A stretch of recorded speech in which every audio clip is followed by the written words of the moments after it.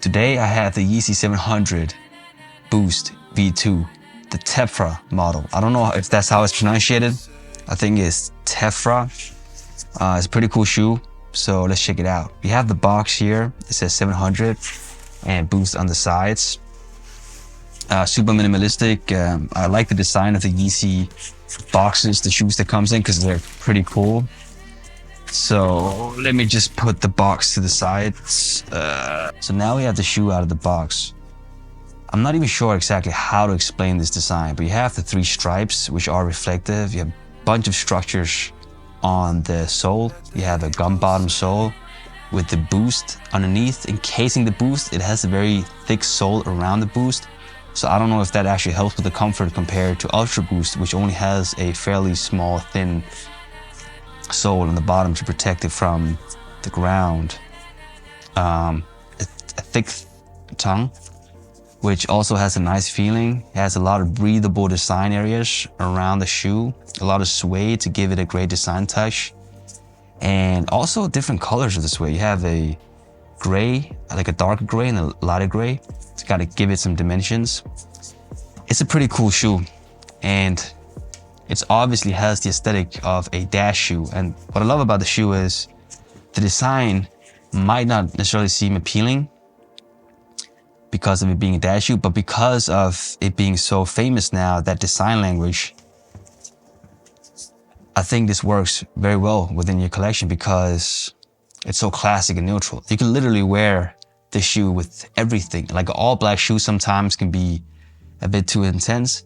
A too white shoe can maybe be a bit too bland, even though that's my preferred way of wearing the shoe. So I don't know why I'm saying that, but this one is so neutral. At first glance, it seems boring, but it's not, because the designs with all the different structures, like all the different layers, I mean, it almost feels like a piece of art, which is pretty cool.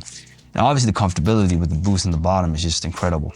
So it's a gray shoe, but let's talk about the sizing, which I think is the most important thing, because if it's uncomfortable to wear, it's not cool. It's a comfortable shoe. I haven't worn it obviously a lot because I'm gonna return it because they're too tight.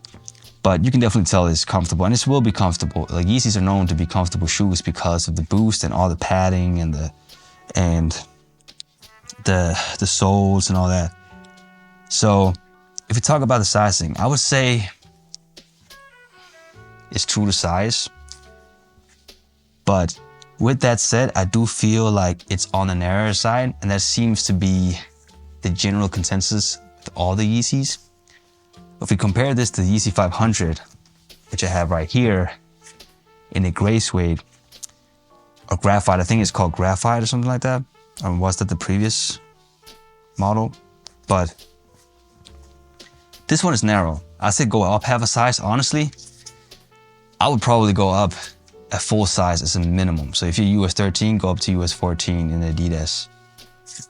But if you have something like this shoe, for instance, it's the P6000, which is, I think, a very classical shoe. A lot of people have them. I think they're pretty much in the same size of the Air Force Ones. Or you have something like the New Balance 530. Between these two shoes though, the New Balance is a little bit more wide, as you can also see on the formality of the shoe. The New Balance genuinely seems to be more wider than the P6000s, but the newer models of New Balances, different models of New Balances seems to be a bit more narrow in the toe box. But if you say you have a shoe size of, let's say, 13, you definitely have to go up in US size 14, because this one is US 13 as well. But the Adidas conversion to Nike conversion is a little bit, I think, it's not exact size. The New Balances and Nike is the exact same, but it's not the exact same with Adidas. So I would definitely go up. So if you have a US 13 size that seems to be your normal size, I would definitely go with US 14 on these, and maybe US 14 and a half on these. I believe that's how it's converted, but at the end of the day, just go up half a size. So just figure out exactly the dimensions and the conversions and go up half a size in these. These needs to be a little bit bigger to accommodate your feet and just be a little bit more comfortable. These one, definitely go up full size. There's not really much to say there. Like these are so tight. I don't know why they make it so tight, but these are definitely like go up a full size.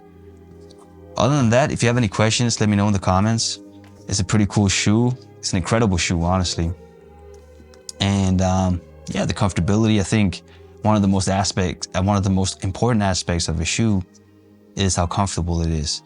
And one of the reasons of how a shoe can be comfortable is the sizing, to get it right for your foot. I have a wide feet, sorry, and I need them to be more comfortable. I used to wear shoes that fit, I wouldn't say a little bit snug, but fit right. But I've come to realize I like shoes that's a lot bigger, you know, so there's a lot more room in the end. I don't mind the shoe sliding around a little bit because I like the comfortability of a shoe. So if you have an Air Force Ones in US 12, get 12.5 or US 13, depending on the conversion, because again, Adidas conversion is a little bit different. But if you wear US 13 in Air Force Ones, get this one in US 13.5 as a minimum, or 14. Definitely size up. I mean, definitely size up.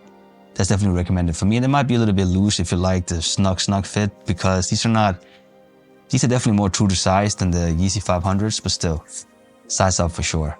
If you have any questions, let me know in the comments. If you'd like to see more of these videos, let me know, and I will try to make that happen. Thank you for watching.